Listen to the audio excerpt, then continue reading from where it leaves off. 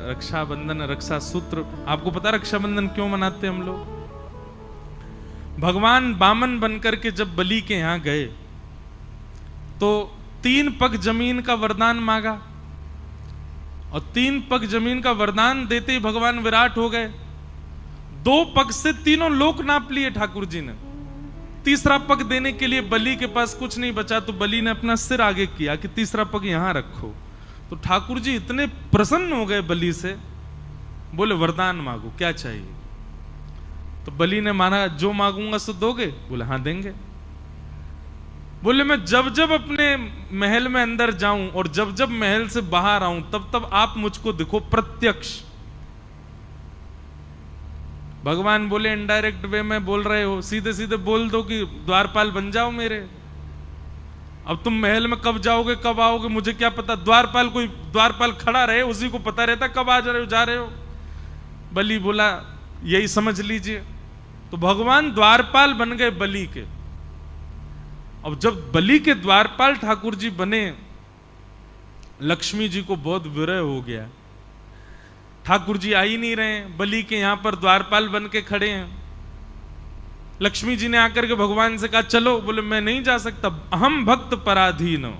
स्पष्ट शब्द है भागवत में, ठाकुर जी कह रहे हैं पूरा विश्व मेरे पर अधीन है पर मैं अपने भक्त के अधीन हूं, मैं कुछ नहीं कर सकता यदि भक्त को मैंने वचन दे दिया तो। लक्ष्मी जी बोली आप वैकुंठ नहीं चलोगे? बोले नहीं चलेंगे, जब तक बलि नहीं कहेगा तब तक नहीं जा सकते। तब लक्ष्मी जी ने योजना बनाई और एक दीन सी कन्या बन करके लक्ष्मी जी भीतर गई।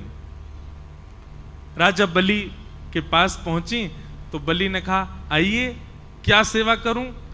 तब लक्ष्मी जी बोली कि मेरे कोई भाई नहीं है और मैंने जब से आपको देखा है तब से आपको ही अपना भाई स्वरूप माना है। बलि बड़ा प्रसन्न हुआ, बोले आप भाई मानती हैं तो बहुत अच्छी बात है। लक्ष्मी जी बोली लेकिन ये संबंध हमेशा के लिए हो जाए इसके लिए कुछ क्रिया होनी चाहिए। तो बोले क्या?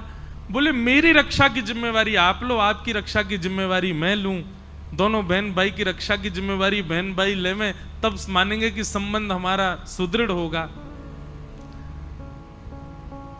बलि ने कहा बहुत अच्छी बात है, कैसे करेंगे? बोले तो एक काम करते हैं, हम एक सूत्र आपके हाथ में बांध देते हैं, जैसे आजकल मॉडर्न वे में उसको फ्रेंडशिप बैंड कह देते हैं, या फिर अपने प्रेम का द्योतक हम कुछ ना कुछ भी दे देते हैं। एंगेजमेंट पे अंगूठी पहना देते हैं, किसी से प्रेम हो उसको गले में हार पहना देते हैं। ऐसे ही अपने प्रेम के लिए हम कुछ भी अर्पित करते हैं। लक्ष्मी जी ने कहा कि मैं एक सूत्र पहना दूं आपको, ताकि जब जब उस सूत्र को देखो तो मेरी याद आए कि हाँ मेरी बहन है, मुझे उसकी रक्षा करनी है। और उसके बदले आप उपहार मुझको दे देना। उस उपहार को जब मैं देखूंगी तो मुझे भी स्मरण आएगा मेरे भाई हैं, मुझे उनकी रक्षा का भाव रखना है। बलि बोले ये बहुत अच्छी बात है, लाओ सूत्र बांधो। तब लक्ष्मी जी ने उनको सूत्र बांधा और सूत्र बांध करके दोनों हाथ आगे किया, भैया हमको उपहार दो। बलि ने कहा क्या चाहिए उपहार में? बोले तुम्हारा द्वारपाल जो है इससे हमारा ब्याह करा दो। बलि बोले अरे वो द्वारपाल नहीं है, जगत पिता परमात्मा परब्रह्म नारायण साक्षात परमेश्वर हैं। वो तो मेरी भक्ति से रीझ के द्वार पर खड़े हैं, वो द्वारपाल थोड़े हैं। बाहर से ठाकुर जी झांक के देख रहे हैं अंदर क्या चल रहा है, मुझे आज बरी करके ले जाएगी कि नहीं। बेचारे ठाकुर जी वहीं खड़े हैं बलि के यहां।